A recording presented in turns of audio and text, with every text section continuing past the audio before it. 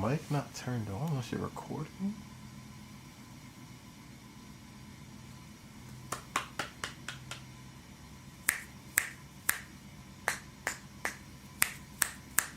Interesting.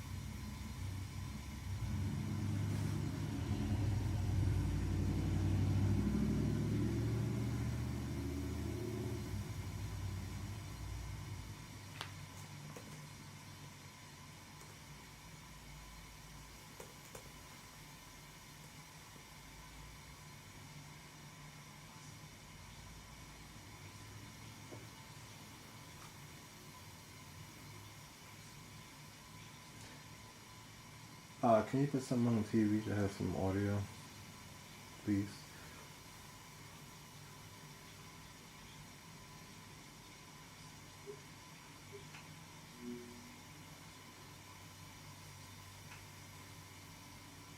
To make telling the story any easier, I ask for the world to join me in praying for Kansas this evening, the first responders, the rescue crews, and all that are involved in this horrific accident, Bill.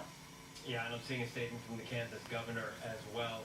Rachel, stay with me because we now have this video that we want to show you. This is video from EarthCam, and you can see there off in the distance. Take a look. You see that flash in the distance right there? We'll go in a little tighter on it. You can see to the left there's a plane that looks like coming in. There's a brighter light. And right there, you'll see that horrific fireball. And then, as Steve talked about, you can see whatever is left afterwards falling down pretty quickly. I want to bring Aaron Katersky in. He's sitting here with me watching that, Aaron. It's so difficult to watch because we're already being told there are water rescues being made. Everybody's hoping beyond hope that they're pulling people who are survivors of this crash out of the Potomac. But we do know that there are going to be casualties here. Undoubtedly, Phil, and probably several that we're hearing already confirmed, but we don't have firm numbers yet because those teams are working furiously to find any survivors they can. Both of the aircraft, the commercial jet operating under the American Airlines banner coming in from Wichita with about 60 people aboard, and the military Black Hawk helicopter from the United States Army, both of those, what's left of them anyway, ended up in the Potomac. It had just started to thaw after being iced over for weeks, so the conditions are suboptimal. Yeah, it's similar to the Hudson here that had been thawed, and that had been iced over, and now it's thawed, and it reminds me of the scene we see here in New York a lot with so many helicopters flying near the flight path. And when there was a collision over the Hudson River of a tourist helicopter and another commercial aviation, they put a stop to that. Now this is different. This is a military helicopter and one of the busiest airports in the country, and Steve Ganyard can speak to that better than I can, but the one question will be why there was not a deconfliction here, but that's going to wait because the urgent priority right now for teams that are in the water, and you can see how many emergency vehicles are massed on the edge of the Potomac, is to try to find any survivors. Yeah, it's every available first responder that they could find rush to the Potomac because, as you mentioned, the first thing the most important thing is to get anybody who is alive out of the Potomac as it is that cold. Steve, talk about how busy not only that airport is, but that, you know, the runway that that plane was coming in on. Yeah, Phil, the Reagan National is quite busy even at this time of night. And even at this time of night, there are plenty of military helicopters, civilian helicopters. There are park police helicopters flying up and down. You know, it's the other city that doesn't sleep, and it has to be on guard all the time. And there has to be military helicopters who are that are ready to jump in at a minute's notice. And so it's not unusual to see this much activity. It is unusual to see runway 33 in use, but if you look at that video, Phil, I can describe a little bit about what the visual perceptions might have been and where people might have not been able to see each other. So if you look at that horrific video, you see that the helicopter was flying south down the Potomac.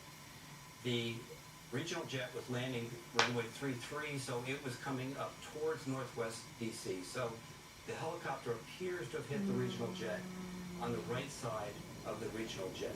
So they're at co-altitude. You can see them at co-altitude. So if you're in a regional jet, you're focused on the runway in front of you. You're so low, nobody's thinking about anything about seeing the runway in front of you and landing the airplane safely. Your peripheral vision at night, particularly with something at a co-altitude, is almost non-existent. So there's just no way that you could imagine that the crew on board that regional jet would have seen this helicopter coming at them crossing right to left. And the helicopter, if they had seen the regional jet, and in their minds they said, well, this isn't the runway in use, so there wouldn't be any airplanes here. But they're at co-altitude and they're looking down the Potomac, but they're still pointing at the city of Alexandria, lots of lights in the background, and so the lights of the regional jet may very well have gotten drowned out in the background of the lights of the city, the lights of Reagan National, the lights of Alexandria. And so you have these visual perceptions, these misperceptions, these almost optical illusions. Now, the Army helicopter, we again come back to this, we don't understand why it was where it was. It should not have been there. And the regional jet was cleared to land. They had the runway in sight. They were within 150, 200 feet of touching down. And so it's not their fault. And so finding out whose fault it was and why this helicopter was where it shouldn't have been is going to be the real focus of any investigation. But coming back to what Aaron says, right now everything is focused on trying to find somebody. The water's so cold, the survival rate is not good. We're well past an hour past this initial mishap. So right now nothing matters more than the rescue crews doing their best to trying to find somebody alive in the water. Steve, your knowledge and your expertise is so important to have right now. As I'm listening to you, I've never flown anything. As I'm listening to you, I'm hearing that probably at least the folks on the plane had no idea this was going to happen.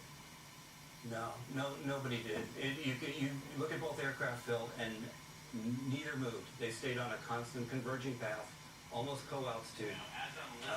And you know, the real tragedy here is that it's a small airplane and it's a fairly small helicopter, and inches would have mattered.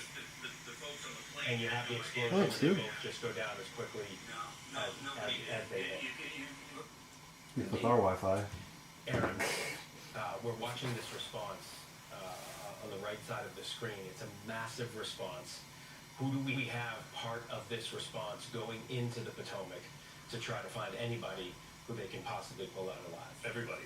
DC Metro Police, there's assistance from Maryland, the proximity to the Pentagon right there, the military undoubtedly involved, and there was suspicion for a minute that maybe some military leaders were aboard that Army Black Hawk helicopter. We're told by our Louis Martinez, who covers the Pentagon, as he has for the better part of 20 years now, that there were no military leaders on board that Black Hawk helicopter from the Army that collided with this inbound American Airlines regional jet coming in from Wichita with about 60 people